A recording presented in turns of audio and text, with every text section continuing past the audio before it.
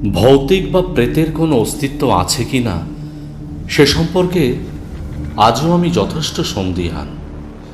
তথাপি সেবার আমার ট্রেনের কামরায় রাত্রে যে ঘটনাটি ঘটেছিল সেটি আমি আজ আপনাদের বলছি, কারণ আজও আমি ব্যাপারটার কোনো মীমাংসা খুঁজে পাইনি। মনে হয়েছে কখনো হয়তো ব্যাপারটা আগাগোড়াই একটা উর্বর মস্তিষ্কের স্বপ্ন কিংবা আমার মনের ভুল। আবার এও মনে হয়েছে স্বপ্নটা ভুলই যদি হবে তবে এত সেসব কিছু আজও মনে আছে কি করে। কিন্তু তাহলেও আমি কোনো যুক্তি দিয়ে সেটাকে গ্রহণ করতে পারিনি আজও। জামশেদপুর থেকে ফিরছি, গ্রীষ্মের রাত। রাউরকেল্লা টাটা কোচে আগে থাকতেই এসির একটা কূপ রিজার্ভ করা ছিল আমার ও আমার এক বন্ধুর জন্যে। শেষ মুহূর্তে সে এলো না, আমি একাই রইলাম। রাত 10টা নাগাদ খাওয়া দাওয়া করে এসে বাড়িতে শুয়েছিলাম।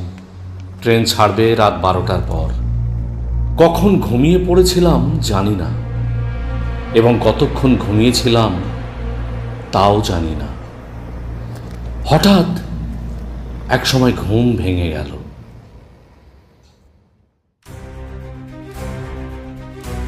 নমস্কার বন্ধুরা, আপনারা শুনছেন এ সপ্তাহের গল্প। আজ পরিবেশিত হচ্ছে শিহরণ জাগানো একটি ছোট্ট গল্প, সহযাত্রিনী। গল্পটি লিখেছেন প্রখ্যাত ঔপন্যাসিক ডক্টর নিহার রঞ্জন গুপ্ত। গল্প পাঠে আমি মৃণাল দেবনাথ এবং সঙ্গে রয়েছে শ্রাবন্তী ঘোষ। মিউজিক দীপরাজ। শেষ পর্যন্ত শুনতে থাকুন আজকের গল্প সহযাত্রী।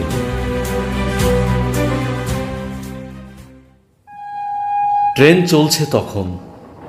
কামরার মধ্যে মৃদু নীলাভ বাতিটা জ্বলছে, স্বপ্নের মতো যেন একটা কালো অন্ধকারের লুকোচুরি। ট্রেনটা কখন ছেড়েছে টের পাইনি। আবার ঘুমাবো বলে চোখ বুঝবার চেষ্টা করি, কিন্তু কেন যেন পারি না, এবং কেমন যেন মনে হয় কূপের মধ্যে আমি একা নেই। তবে কি বন্ধু আমার ঘুমোবার পর কূপের মধ্যে এসে উঠেছে ট্রেন ছাড়বার আগে? কিন্তু উঠে সঙ্গে সঙ্গে আলোটা জ্বাললাম, ওপরের বার্থের দিকে তাকালাম, কিন্তু কই, কেউ নেই তো। বার্থটা শূন্য। আমারই মনের ভুল মনে করে আলো নিভিয়ে শুয়ে পড়লাম আবার। সেই মৃদু নীলাভ আলোটা কূপের মধ্যে জ্বলছে, কিন্তু কেন যেন মনে হচ্ছে কেউ কেউ আছে কূপের মধ্যে। দেখতে পাচ্ছি না কাউকে, কিন্তু স্পষ্ট অনুভব করছি কোনো দ্বিতীয় প্রাণীর উপস্থিতি।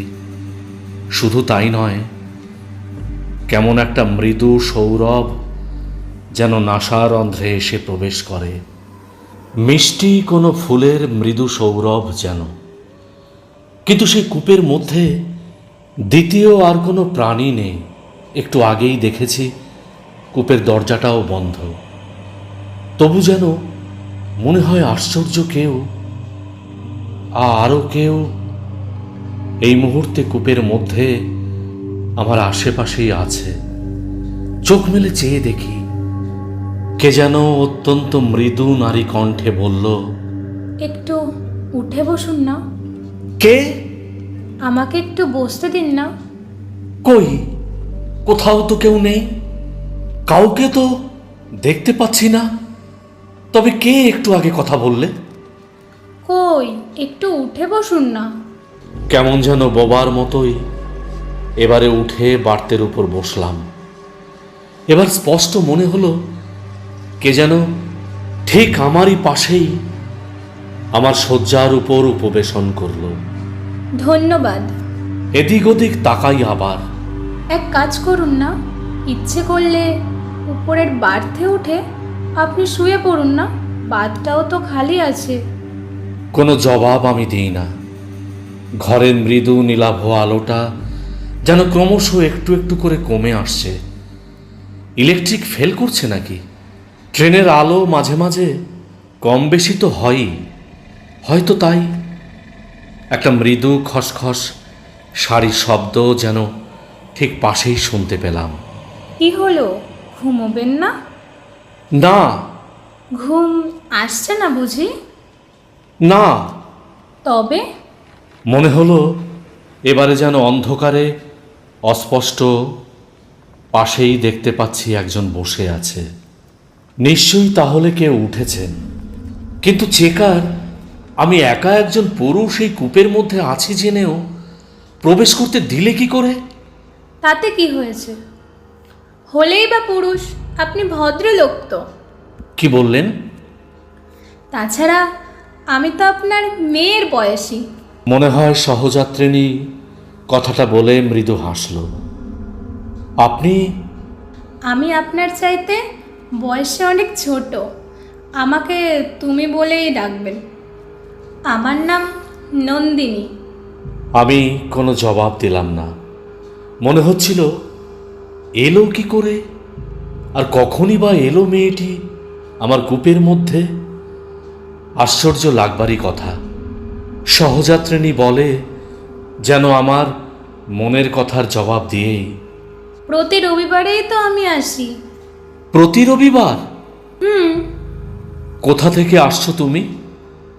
কেমন যেন কৌতুক বোধ করি। আলাপ শুরু করি। টাটানগর থেকে? না, তবে? তারও আগে থেকে, কোথা থেকে? রাউরকেল্লা থেকে। ভাবছেন তাহলে টাটানগরে যখন আপনি কূপেতে উঠলেন আমাকে এখানে দেখতে পেলেন না কেন, তাই না? হুম। আমাকে সবাই দেখতে পায় না, দেখতে দিই না। তবে? আপনাকে দেখা দিলাম কেন, তাই না? আপনাকে যে আমি চিনি। আমাকে আমাকে চেনো? কত লেখা আপনার পড়েছি, তাই তো আলাপ করবার লোভটা সম্বরণ করতে পারলাম না। আমাকে নিয়ে একটা গল্প লিখবেন? গল্প? হ্যাঁ, নন্দিনী নামে একটি মেয়ের গল্প। শুনবেন আমার গল্পটা? গল্প? বলো। সুকৃতি চৌধুরী রাউরকেল্লার একজন ইঞ্জিনিয়ার আজ, কিন্তু একদিন যখন সে ছাত্র ছিল তখন থেকেই আমাদের আলাপ। ও বলেছিল আমায় বিয়ে করবে। তারপর? হঠাৎ একদিন এসে বলল চাকরি পেয়েছি রাউরকেল্লা, সেখানে জয়েন করতে গেল। বলে গেল মাস দুয়ের মধ্যে ফিরে এসে আমায় বিয়ে করে নিয়ে যাবে। বিয়ে হলো? কই হলো? 1 মাস, 2 মাস, 5 মাস যখন কেটে গেল ওর কোনো সাড়া নেই, চিঠি দিয়েও কোনো জবাব নেই। তখন আমি ব্যস্ত হয়ে উঠলাম, কারণ আমার অবস্থা সংকটাপন্ন। আমি মা হতে চলেছি। বলো কি? তাই আর কোনো উপায় না পেয়ে তখন ছুটে গেলাম রাউরকেল্লায়। খুঁজে পেলে তাকে? সে তখন বিয়ে করে অন্য একটি মেয়েকে নিয়ে সংসার পেতেছে, মনের আনন্দে চাকরি করছে। তুমি কিছু জানতে পারোনি? না, সন্দেহও করিনি। তাহলে? ফিরে এলাম। তাকে কিছু না বলেই? হ্যাঁ, কি হবে? সে মেয়েটি তো কোনো দোষ করেনি, তার সংসারটা ভেঙে দেব কেন?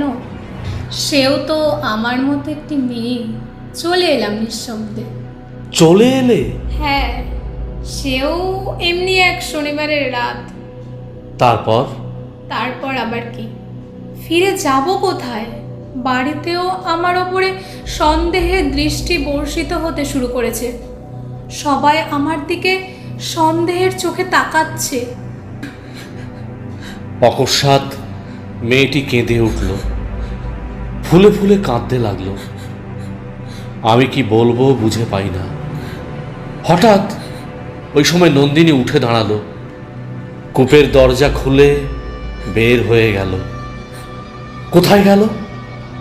তাড়াতাড়ি আমিও উঠে পড়লাম। মৃদু আলো করিডোরে। দেখলাম মেয়েটি করিডোরের দরজা খুলে বাইরে চলে গেল। কেমন কৌতূহল হলো। দূর থেকে তাকে অনুসরণ করলাম। করিডোরের দরজা খুলে বাইরে এলাম।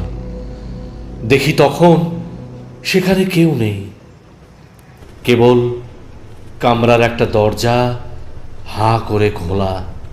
ধক করে উঠল বুকের মধ্যে। কি সর্বনাশ! মেয়েটি চলন্ত গাড়ি থেকে লাফিয়ে পড়ল না তো? খোলা দরজা পথে তাকালাম বাইরের অন্ধকারে। হঠাৎ যেন নন্দিনীর গলা স্পষ্ট কানের পাশে শুনতে পেলাম। যান, গিয়ে শুয়ে পড়ুন, আপনাকে কষ্ট দিলাম, মনে কিছু করবেন না, নমস্কার। কখন ফিরে এসেছি কূপের মধ্যে, কখন শুয়ে পড়েছি কিছুই মনে নেই। ঘুম ভাঙল যখন ট্রেন হাওড়া স্টেশনে ইন করছে। আজ ট্রেন একটু আগেই পৌঁছেছে, যা রাউরকেল্লা সাধারণত পৌঁছায় না।